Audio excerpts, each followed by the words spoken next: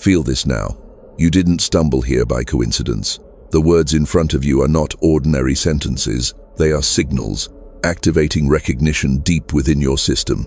Think of this moment as a threshold, the kind where you suddenly notice the floor beneath you shift, as if reality itself is waiting for you to take one conscious step forward. You've crossed into a space where attention is no longer casual, it's creative, and your awareness, sharpened right here, right now, is the key. The observer effect is not locked in research labs or tucked away in footnotes of quantum physics. It's alive in your daily experience, whether you noticed it or not. Every time you thought of someone just before their name lit up your phone, every time you replayed a problem in your mind only to see it multiply in your life, every time you lingered on possibility and suddenly new options appeared. That was the observer effect in motion, not theory, not metaphor, but the actual mechanics of consciousness folding probability into form. You've felt it, haven't you? That uneasy realization that your gaze is not passive, that your attention lands with weight, as if your focus carries substance. You may have dismissed it as coincidence or superstition, yet part of you knew better. You were brushing against the creative code of reality. Here's the hard truth. Most people drift as unconscious observers. They watch life happen, unaware that their scattered attention is collapsing outcomes all the time. They rehearse fears in their imagination, then wonder why fears arrive. They replay disappointments, then feel cursed by repetition. What they don't realize is that consciousness doesn't care about preference. It cares about focus. What you repeatedly observe with charge, wanted or unwanted, amplifies. You, however, are not here to drift. You are here because your observation has already been stirring.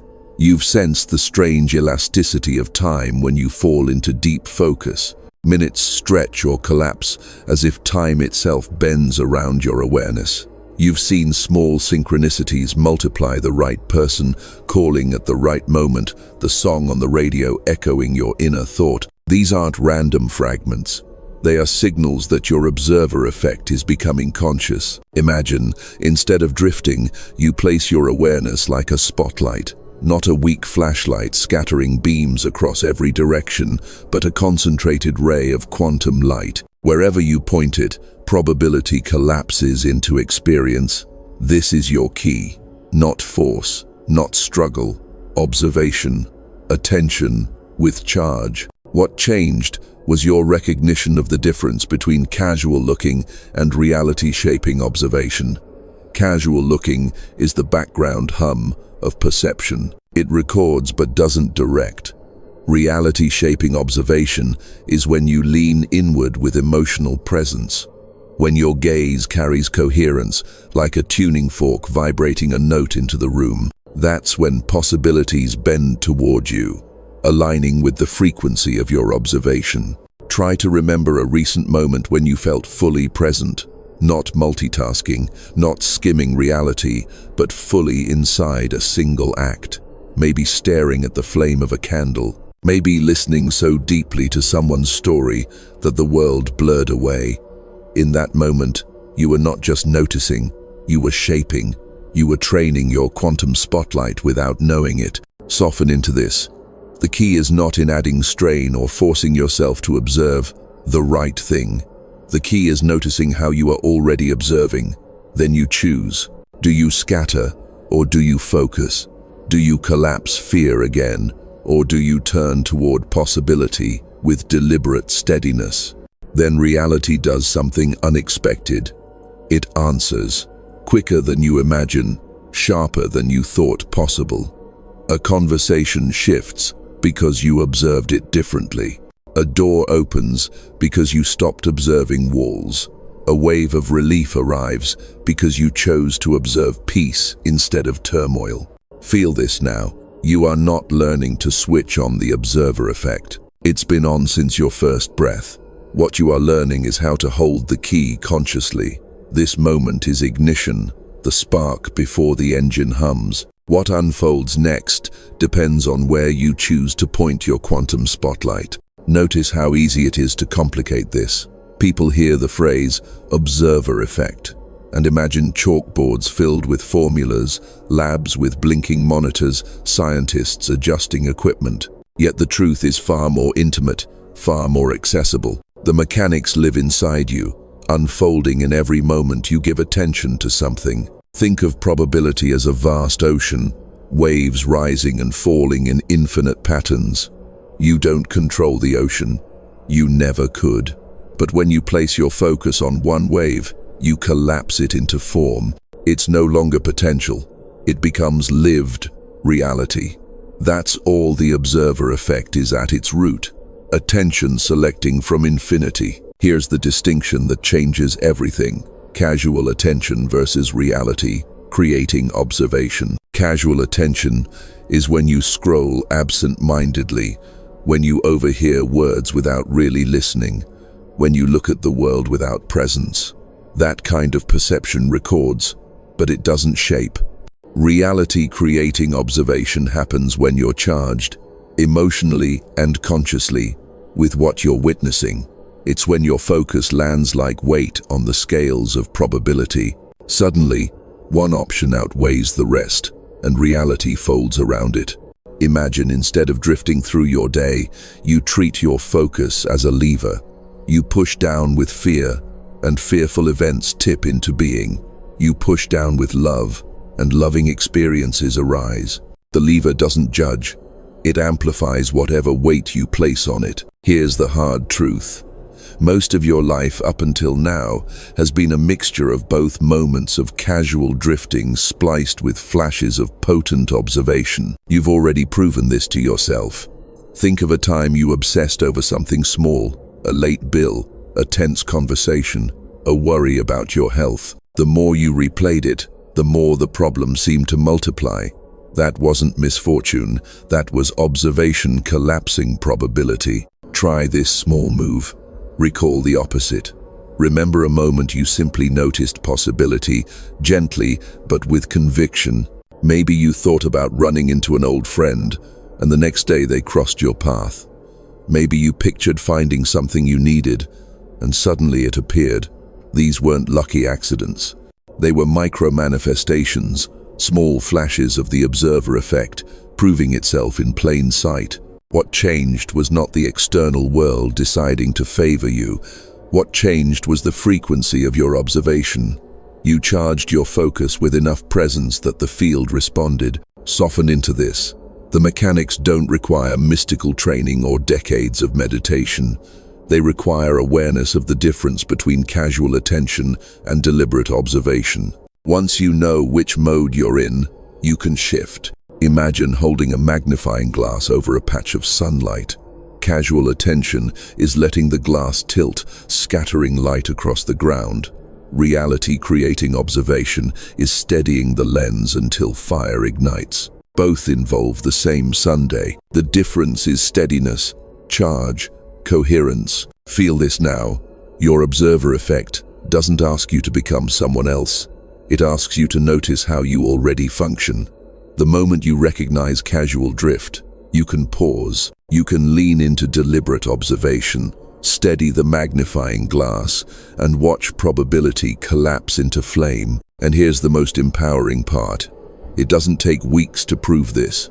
It takes one experiment. Tonight, before you sleep, place your attention gently but vividly on something small, hearing from someone you haven't spoken to in months, seeing a specific image, noticing a certain number. Hold it lightly, not with strain but with curiosity, then let it go.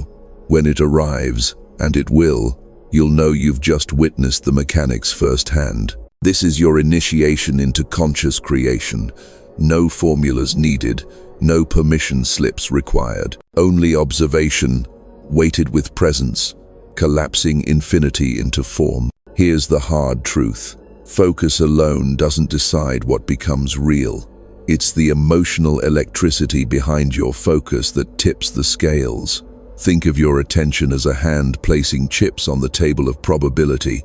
The stronger the emotion, the heavier the chip. Fearful observation throws down a weight that multiplies fearful outcomes. Loving observation drops a token of light that amplifies possibility. The field doesn't argue. It simply reflects the charge you carry. Notice how this plays out in ordinary life. When you worry about money, it's not just idle thought. Your pulse quickens, your body tightens, your nervous system sends signals through your entire field. That frequency reinforces lack until the world seems to echo scarcity back to you.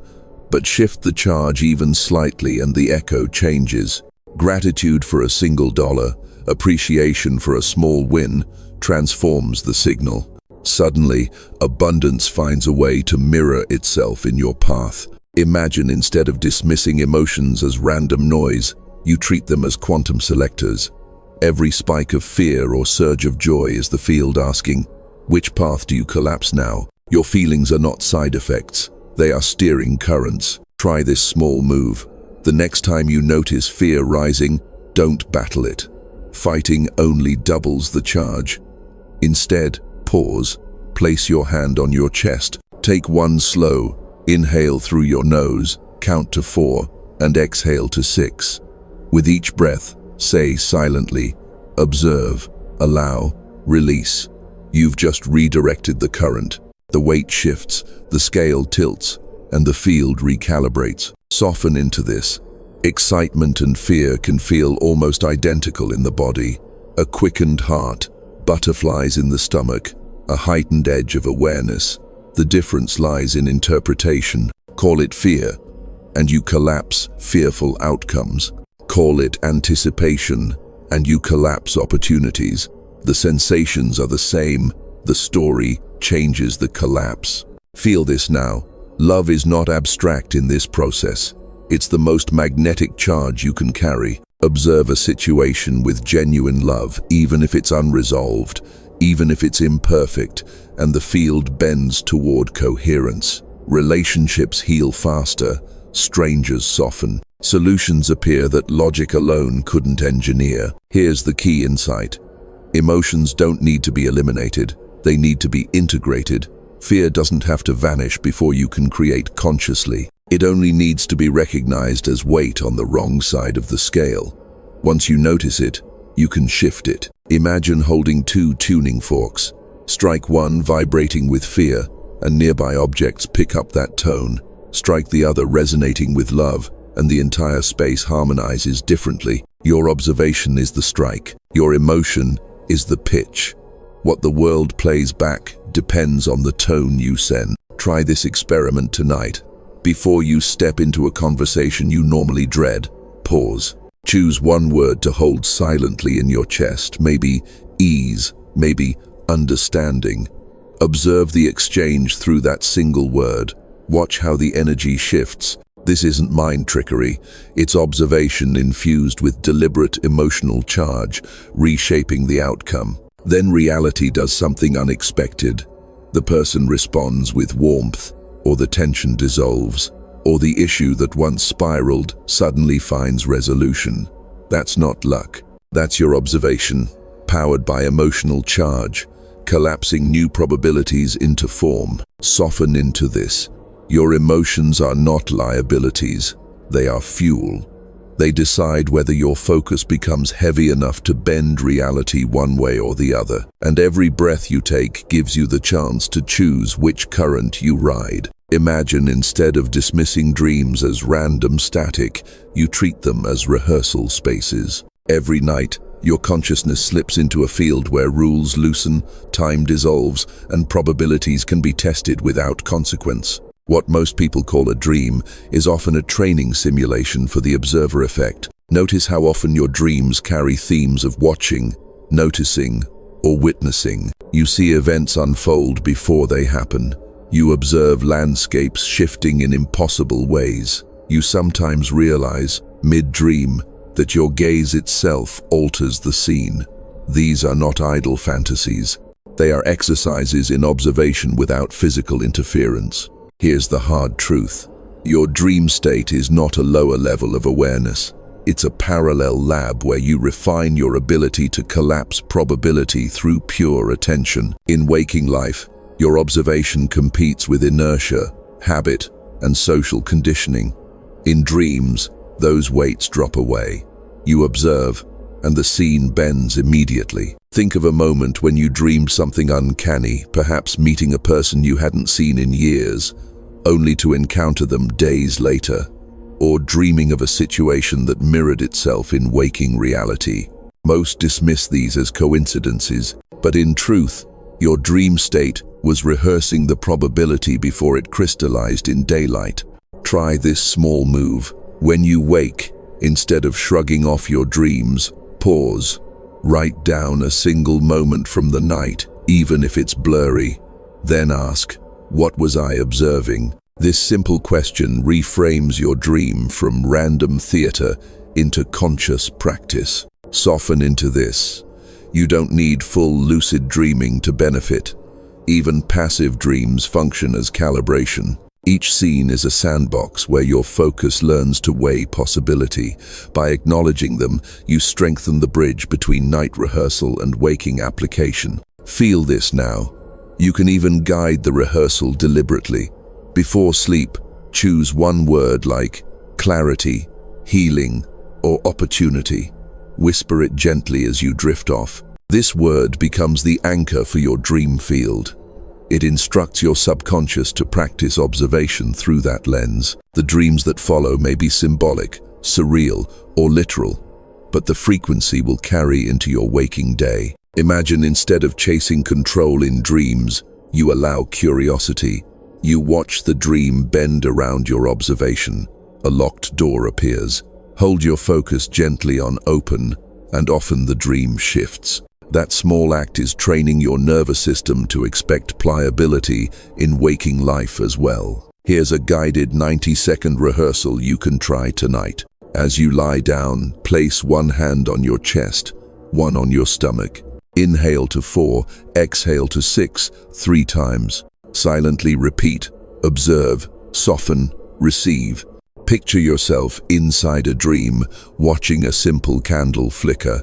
Don't force it, just observe the flame. Notice how it grows brighter when you attend with calm presence. Let this image carry you into sleep. Then reality does something unexpected. Your dreams become more vivid, and your waking focus sharpens. You begin to notice patterns, synchronicities, and subtle cues faster. That's not random. That's rehearsal imprinting on your conscious field. What changed was not your ability to dream you've always dreamed. What changed was your recognition that dreams are a classroom, not chaos. And every time you step into that classroom, you bring back skills for conscious observation. Soften into this. You are already practicing the observer effect at night. By choosing to honor it, you amplify it. Your dream state becomes a sacred laboratory where the rules of waking life bend just enough for you to glimpse what conscious creation feels like. And when morning comes, you carry that knowing into the day, steadier, sharper, and more deliberate. Here's the hard truth. Much of your life has already been created through observation, but most of it unfolded in loops you didn't realize you were running. Worry became rehearsal. Doubt became a daily ritual. Fear became an unconscious meditation. Each of these was the observer effect at work, collapsing probability into patterns you never truly wanted. Notice how the cycle usually plays out. A thought rises, what if this goes wrong? That thought sparks emotion, tension, tightness, unease. The body records it, the nervous system amplifies it, and suddenly your field is vibrating at the frequency of the very outcome you fear. The more you rehearse it, the more reality obliges. Not because the universe is cruel, but because observation itself is creation. Imagine instead of drifting through these loops, you place structure around your observation. You introduce protocol, a repeatable way of noticing when you've slipped into unconscious collapse and redirecting before momentum hardens. This isn't complicated. It begins with 3 words: observe, allow, redirect. Observe. The first step is simple awareness. Catch yourself in the act of looping. Hear the tone of your thoughts. Feel the tension in your chest or the rapid, shallow breath. Observation of the loop weakens it. Because once you see it clearly, you're no longer fused with it. You've shifted from participant to witness. Allow. This is where most people trip. They resist the fear, they push against the doubt, they clench harder. But resistance itself is observation laced with more charge. To allow doesn't mean you approve of the thought. It means you stop feeding it extra weight. You breathe, acknowledge, and let it be seen without multiplying it. Redirect. Once the charge has softened, you turn the spotlight, not toward a fantasy you don't believe, but toward a possibility that feels reachable. Instead of replaying failure, you observe resilience. Instead of collapsing scarcity, you observe resourcefulness. Instead of rehearsing loneliness, you observe openness to connection. The shift doesn't need to be dramatic. It only needs to be steady. Try this small move. The next time you catch yourself replaying a worry, whisper aloud, observe, breathe once, whisper, allow, breathe again, whisper, redirect. Then immediately picture a scene where the worry is resolved. Don't strain to believe it. Just observe it as a valid possibility in the field. You've just shifted loops into protocol. Soften into this. Unconscious loops are not personal failures, they're training grounds. Each one is proof that your observation is powerful enough to build realities without your permission. If that's true unconsciously, imagine what happens when you aim it with intention. Here's the key insight. Reality doesn't respond to what you wish for. It responds to what you observe repeatedly with charge. Your protocol ensures that what you repeat is aligned with what you want, not what you fear. What changed was not the field's willingness to deliver. What changed was your consistency in steering. Every time you run the protocol, you rewire your nervous system to choose coherence instead of collapse. Over days, the body learns to breathe instead of spiral. Over weeks, the mind learns to notice possibility before panic. Over months, reality itself begins to mirror your new rhythm. Imagine a musician tuning an instrument. At first, the string wobbles, flat and out of sync, but with each small turn, the pitch sharpens. Your protocol is the tuning peg. Observe, allow, redirect again and again until your field hums in tune with the realities you actually want to live. Then reality does something unexpected. What once took years of struggle to resolve begins shifting in days. Patterns that felt permanent soften. Relationships recalibrate. Opportunities arrive with less effort. The loops dissolve not because you escaped them, but because you learned to redirect their charge. Feel this now. You are not powerless inside your unconscious habits. You are powerful enough to rewire them. Your observation is the code, and your protocol is the keyboard. With each application, you write a new sequence into the field. Notice how your observation doesn't stay locked inside your mind. It spills outward, brushing against matter, machines, even animals.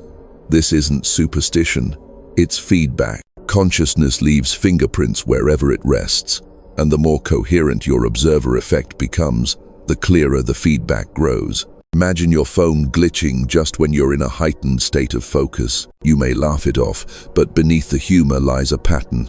Your electromagnetic field is stronger, and sensitive electronics mirror that surge. Streetlights flickering as you pass, devices freezing during emotional intensity. These aren't accidents.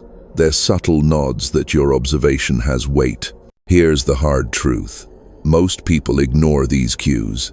They shrug off synchronicities, chalk up animal behavior to randomness, and dismiss sensory shifts as coincidence. But you're here because you've noticed. You felt food taste richer when observed with gratitude. You felt water refresh you more deeply when you paused to appreciate it. You've even felt your own body respond energized when observed with love, drained when observed with criticism.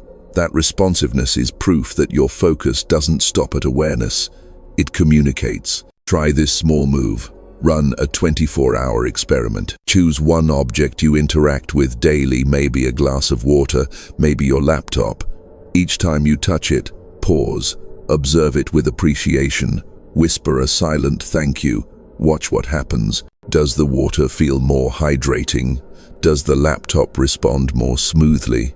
What you're testing is not magic. You're measuring whether observation shifts experience in ways you can feel. Soften into this. Your body itself is the clearest instrument. Every cell listens to the quality of your focus. When you observe your body with frustration, you amplify stress. When you observe with patience and gratitude, you amplify healing. Think of your body as a living microphone, broadcasting back the exact tone you send. Feel this now. Animals are especially sensitive to coherent observation. Dogs meet your gaze with magnetic intensity when you watch them with calm presence. Cats curl closer when you attend with appreciation. Birds land nearby when your observation carries genuine awe. These aren't random encounters. They are feedback loops. Consciousness recognizes consciousness across species through attention. Here's the key insight. You don't need blind faith to explore this. You need experiments. That's the beauty of the observer effect. It's verifiable in your own life. Try this checklist over the next 3 days. Sensory experiment. Taste a bite of food while distracted. Then taste another bite after observing it with gratitude. Compare. Technology experiment. Notice how your devices behave during moments of intense focus versus moments of scattered attention. Record any glitches, drains, or unusual synchronicities. Animal experiment. Spend 60 seconds observing an animal, pet or wild, with appreciation. Notice how it responds compared to neutral observation. Body experiment. Stand in front of a mirror. Observe yourself with criticism. Then shift. Observe yourself with appreciation. Track how your energy changes instantly. What changed was not the object, the pet, or the machine. What changed was your observation. And that shift ripples outward, reconfiguring your relationship with everything you touch. Imagine, instead of walking through life as if nothing responds, you treat everything as a collaborator. The glass of water, the tree outside your window, even the device you're using now, all of it participates in the dialogue of observation. When you treat it as alive, it comes alive in response. Then reality does something unexpected. Synchronicities multiply, not in vague patterns but in concrete, daily signals. The song you needed plays. The stranger you thought of appears. The object you misplaced shows up in plain sight. The field is showing you, in ways you can measure, that your observation is not passive. Soften into this. You are already in constant conversation with your environment. The difference now is that you know it. You can test it. You can refine it. And the more you engage consciously, the more reality speaks back. Here's the hard truth. Your consciousness doesn't float separate from your body. It pulses through it, patterns it, and expresses itself as measurable physiology. Every breath, every heartbeat, every neural spark is part of the orchestra your observation conducts. When your observer effect strengthens, your body shows it first. Notice how stress feels. The breath shortens, the chest tightens, the heart stutters into erratic rhythm. That's incoherent observation, attention scattered, charged with fear, collapsing outcomes you don't want. Now notice the opposite. In moments of calm focus, your breath lengthens, your heart steadies, your brain waves align. That's coherence. The body mirrors the clarity of your observation, and the field responds in kind. Imagine your body as an antenna, tuning signals between the quantum field and lived reality. When the signal is jagged, outcomes scatter. When the signal is steady, outcomes align. Coherence is not mystical. It's resonance you can feel in your own chest. Here's the key insight. Coherence isn't about suppressing negative emotion. It's about synchronizing your systems so that mind, heart, and body send one unified broadcast. When that happens, your observer effect sharpens like a laser. Try this small move. Place 2 fingers gently on your pulse. Breathe in for 4 counts. Exhale for 6. With each cycle, imagine your heart rhythm smoothing into a gentle wave. After a minute, notice how your body shifts. Shoulders soften, mind quiets, Awareness expands. That's coherence arriving. Soften into this. The power of the observer effect is not just in the mind, it's in how your entire system broadcasts frequency. Coherent breath and heart rhythm create an electromagnetic signal strong enough to entrain not just your own cells but the space around you. Feel this now. Scientists have measured heart signals radiating several feet beyond the body. If a device can detect it, so can the field. Every time you practice coherence, you amplify the weight of your observation. That's why manifestation speeds up when you're calm, centered, and aligned. The signal is clear. Imagine instead of pushing for outcomes with scattered thought, you enter coherence first. You breathe, align, and only then observe your desired possibility. The difference is staggering. Outcomes that once took months arrive in days, because coherence collapses probability with precision. Then reality does something unexpected. Conversations flow smoother, synchronicities cluster tighter, even strangers sense your presence differently. You radiate steadiness, and people respond with openness. That's not charisma, that's coherence. The physiology of observation felt beyond your skin. Here's a short coherence cue you can use anytime. 1. Close your eyes for a breath. 2. Inhale 4, exhale 6. 3. Imagine breathing through your heart. 4. Silently repeat one word: steady, open, or love. 5. Hold that state for 60 seconds. What changed was not the external situation. What changed was the broadcast. You moved from fragmented to unified, and the field adjusted immediately. Soften into this. Coherence is not a rare state reserved for mystics. It's your natural baseline when fear and tension dissolve. Every time you return to it, you remind your body how to function as a clear lens for consciousness. And with each practice, the observer effect becomes less about trying harder and more about aligning deeper. Notice how not every moment feels the same. Some days, your focus lands with extraordinary ease, as if the universe itself leans forward to meet you. Other days, no matter how hard you try, outcomes resist, delay, or dissolve. This is not proof that the observer effect is unreliable. It's proof that observation functions within timing, windows, openings when the collective field amplifies your personal signal. Imagine the universe like a tide. You can throw a pebble at low tide, and the ripples remain small. But toss the same pebble when the tide is full, and the wave carries farther. The pebble is your observation. The tide is the amplification window. When personal coherence meets collective readiness, reality bends with startling speed. Here's the hard truth. You're not creating in isolation. Every mind is an observer, collapsing probabilities constantly. The collective field is a woven tapestry of observation, humming with billions of signals. At times, that field becomes turbulent, amplifying chaos. At other times, it harmonizes, amplifying clarity. When your observation aligns with a harmonized field, outcomes multiply. Feel this now. You've already sensed these windows. They're the days when synchronicities stack, when messages arrive in threes, when time bends strangely, and opportunities line up too perfectly to ignore. It's not just you, it's the collective field, syncing with your focus. Soften into this. Responsibility grows with awareness, because when you recognize amplification windows, you can't pretend your observation is trivial. What you choose to focus on during these phases magnifies beyond your personal sphere. Fear collapses wider chaos. Love collapses wider coherence.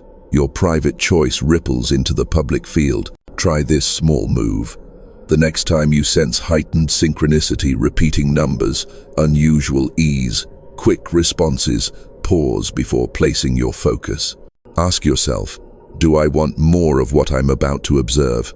If yes, hold it gently with love. If no, redirect before the field amplifies it. This 1-second pause is how conscious creators leverage collective tide instead of being swept away. Imagine, instead of ignoring these cycles, You track them. You keep a small log. When synchronicities spike, when emotions intensify, when dreams feel charged. Over weeks, patterns emerge. You begin to anticipate timing windows, not as superstition, but as experiential data. What changed was not the universe suddenly becoming cooperative. What changed was your awareness of rhythm. You stopped shouting into silence and started speaking when the echo chamber was alive. Then reality does something unexpected. Your observation not only reshapes your personal outcomes, but stabilizes the collective field around you. A calm presence in a storm calms others. A loving observation in chaos ripples out as relief. The observer effect doesn't stop at your skin. It flows through networks of entangled consciousness. Here's the key insight. Your mastery contributes to more than your life. Each time you hold coherent focus during a collective amplification window, you anchor stability others can feel but can't name. You become a tuning fork for those near you, friends, family, strangers in the grocery line. They leave lighter without knowing why. Soften into this. Timing windows are not tests you must pass. They are invitations. Each one is a chance to practice deliberate creation, not just for yourself, but for the field. And the more you answer those invitations, the more natural it becomes to live as a conscious observer, aligned with both personal desire and collective evolution. Imagine, instead of letting your focus scatter like sunlight through clouds, you learn to aim it with surgical precision. This is where the observer effect evolves from recognition into artistry. You stop merely noticing that attention collapses possibilities and start training it to collapse the ones you want with accuracy. Here's the hard truth. Vague focus produces vague outcomes. Thinking, "I want things to get better," leaves the field with infinite interpretations, many of which may not feel better at all.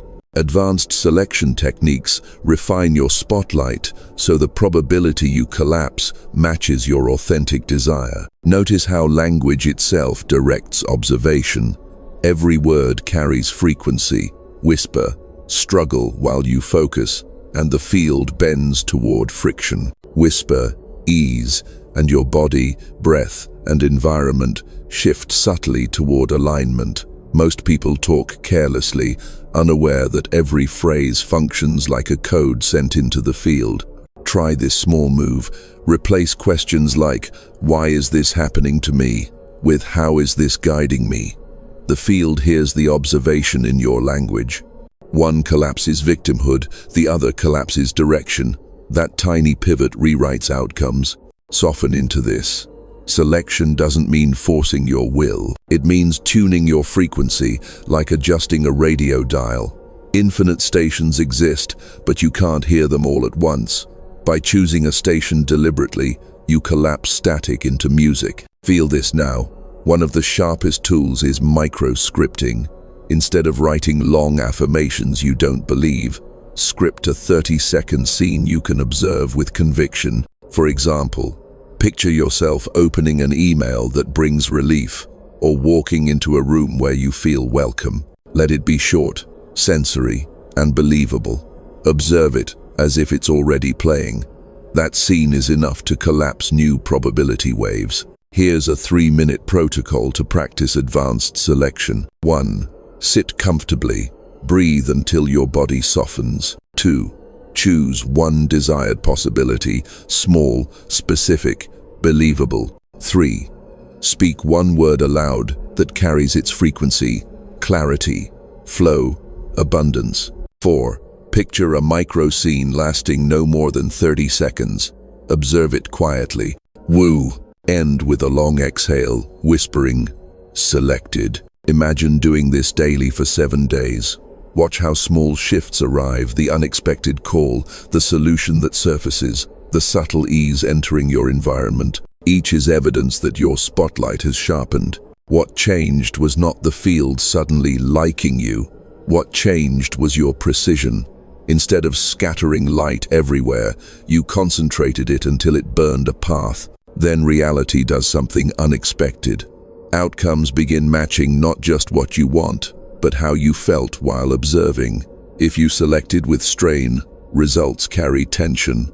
If you selected with love, results carry harmony. The field reflects not only the scene but the tone of your observation. Here's the key insight. Mastery of the observer effect is not about bigger wishes, but cleaner focus. The clearer the frequency, the cleaner the collapse. That's why even small experiments, a word, a scene, a moment can trigger radical shifts. They cut through static, soften into this. Advanced selection isn't a heavy burden. It's play. You experiment, adjust, refine. You treat each day as a canvas, your observation as the brush. Some strokes will wobble, others will glide. Over time, the picture sharpens, and you realize you were never at the mercy of chaos. You were learning to paint with light. Here's the hard truth. You learn the most about the observer effect when life seems to collapse around you. It's in those valleys, not the mountaintops, that your observation reveals its raw power. Let me give you a case study, a transformed story, one that could just as easily be yours. Imagine someone in the darkest stretch of their life. Everything feels broken. Finances dwindling, relationships strained, nights spent spiraling through what-ifs and worst-case scenarios. Each day becomes a meditation on problems, each thought soaked in fear, and as if mocking their effort, the problems multiply. The harder they analyze, the worse it gets. Notice what's really happening.